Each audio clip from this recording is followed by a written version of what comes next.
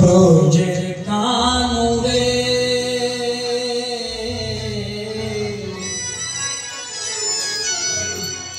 কোন দুঃখে তো রাজা হলি দ্বারকা ওরে ব্রজের কানুরে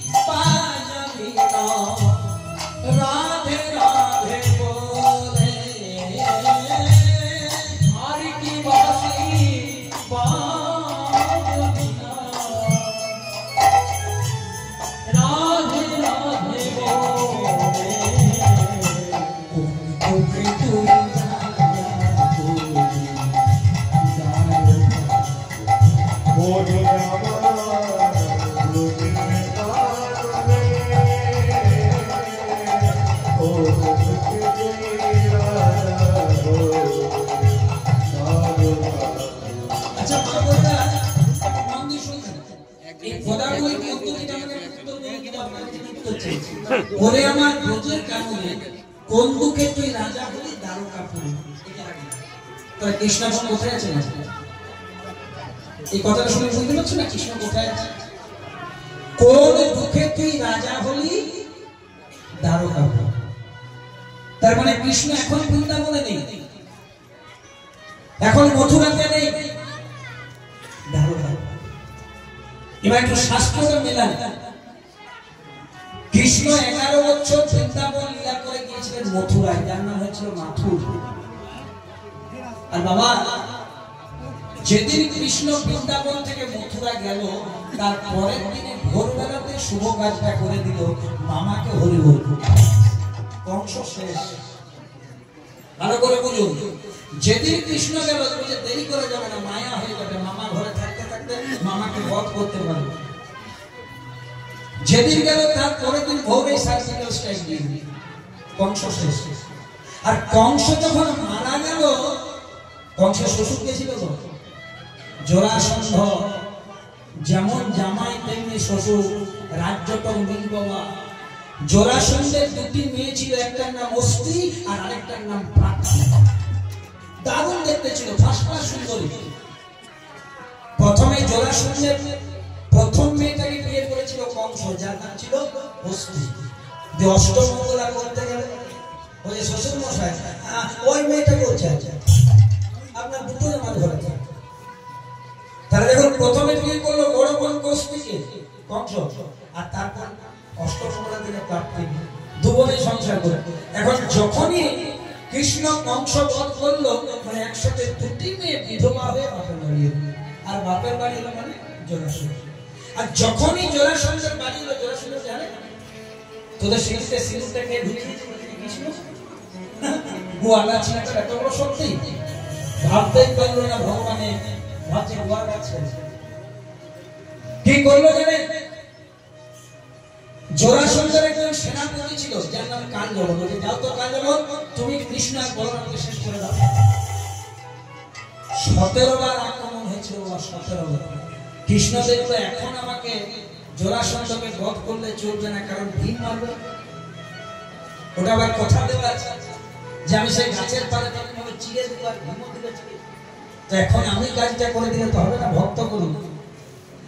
সঙ্গে সঙ্গে জরাসন্ধের হাত থেকে রক্ষা পাওয়ার জন্য কৃষ্ণ মথুরা থেকে ডাইরেক্ট চলে গেলেন 3 দিকে জল মাঝে জায়গা, যার নাম হচ্ছে দ্বারকা। জরাসন্ধ ভাবলো যে আমার ভয়ে পালিয়েছে। মাঝে মাঝে শত্রুর চেয়ে আপনার পাওয়ার বেশি থাকলেও একটু সময় দিয়ে বুঝতে হয়। কৃষ্ণের মতন ভালো পলিটিশিয়ান কেউ ছিল।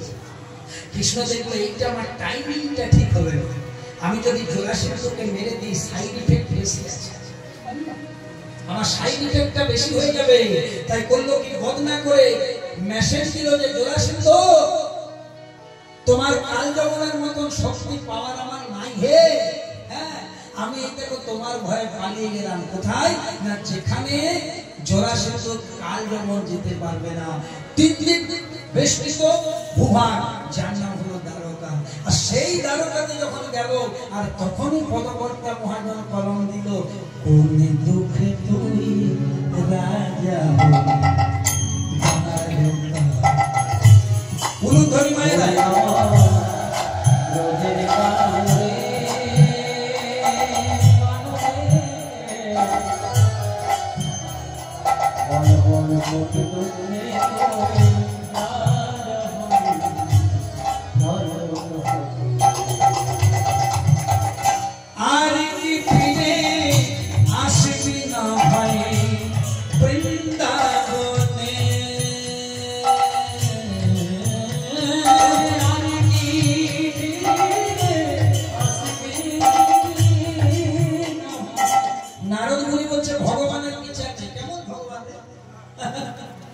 যে বৃন্দাবনবাসী না খেয়ে কৃষ্ণকে খাইয়েছে, ননি মাখন ছানা সিগাম সুদাম দাম বসুদাম না খেয়ে খাইয়েছে, তাদেরকে কাঁদিয়ে,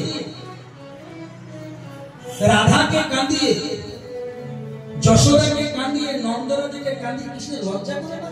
বসে আছে দ্বারকাতে, ডান দিকে রুক্মিণী, বাম দিকে সত্যভামা মজা নিচ্ছে, রাজভোগ খাচ্ছে, আর বৃন্দাবনকে ভুলে যাচ্ছে। ভগবানের বিচার নাই। কে বলছে? নারদ মুনি। এত বড় কথা সব্যসাচী কেন তার 14 পুরুষও বলতে পারবে না। ভগবানকে যদি কিছু বলতে পারে বাবা, তার ভক্তই পারে। বাবা মাস তিনেক আগে একটা জায়গায় কাজ করতে গিয়েছিলাম, গল্প নয়, রসিকতা নয়। তো আপনাদের যখন এখানে দুদিন গান আর দারুণ জায়গায় থাকতে দিয়েছেন, স্কুল ভেলাটারের ব্যবস্থা কিন্তু খুব সুন্দর, খাওয়া দাওয়া থাকা পড়া, আর স্কুলটিও ফাঁকা নির্জন জায়গায়। হ্যাঁ, বলে দিচ্ছেন দোল নাই, দুলতেও পারে না, দুলেও নিয়েছে মনে শুনে, কারণ অন্য জায়গায় দুলে পয়সা লাগে। বাবা প্রেম সে বলো রাধে রাধে। তো মায়েরা ভালো করে জায়গাটা শোনো। ওরকম এই গ্রামের মতন একটা জায়গায় আমি গান করতে গিয়েছি। এই যেমন আমার ফটিক বাবা বা আপনার এই বাবারা সামনে বসেছে, একজন বাবা প্রতিদিন সামনে কীর্তন শুনতেন, আর সকাল হলে ওই যেমন স্কুলের ফাঁকা জায়গায় সেখানে একটা বট গাছ ছিল, সেই বট গাছের তলায় একটি গামছা পেতে শয়ন করে থাকে সারাদিন আমাদের সাথে খাবার খেতে, আর সন্ধে হলে সামনে বসে কীর্তন শুনতে। তো দুদিন কীর্তন হয়ে গেছে, 3 দিনের দিন অন্য জায়গায় যাবো। বাবা বলছে সর্বসাচী বাবা চলে যাবে বলে, তোমার একটি কথা বলবো, কীর্তন ঠিকই আছে তোমার, কিন্তু ভগবানের বিচার না। তাই মনে মনে করলাম, অভিমানে বলছে হয়তো ছেলে মেয়েরা দেখে সারাদিনই তো গাছের তলায় পড়ে থাকে। বলে হ্যাঁ বাবা, ভগবানের বিচার কেন বলছে? বলছে এদিকে এসো, একবার এসো, দেরি হোক হোক এসো। বলছে বট গাছটা দিকে তাকা। আমি তাকাচ্ছি, বলছে দেখো গাছটা কত বড় আর ফল কত ছোট ছোট। কুমড়ো গাছ দেখেছো, লাউ গাছ দেখেছো, কত পাতলা তুলনা বড় বড় ফল। এটা কি ভগবানের বিচার হলো? বলো তো সব বলো।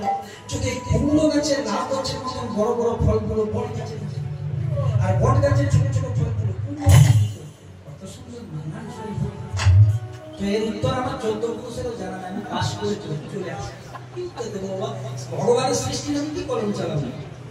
যেই না গাড়ি চালিয়ে যাচ্ছে বাবা বলছে বললেন ভগবানের বিচার আছে। বলে যাও বাবা, একটা পজিটিভ কথা শুনে। বলে এবার কেন বলছেন ভগবানের বিচার আছে? কি হয়েছে দেখুন। ওই যে বট গাছের তলায় শুয়েছিলেন, আমি যেই না গাড়িতে চেপেছি, বট গাছের তলায় শুয়েছে, আর একটা বটের ফল, বট গাছের ফল টুক করে ওই বাবাজির নাকের ডোবাটিতে পড়েছে। আর তখন বাবাজির মনে হয়েছে ভগবান ভগবানের বিচার। বাবাজি মনে মনে চিন্তা করছে, আমি এতক্ষণ বলছিলাম যে কুমড়ো গাছের মতন বড় বড় ফল যদি বড় গাছে হতো, আর ওখানে 5 কেজি 10 কেজি আওলা কুমড়া যদি আমার হাতটায় পড়তো,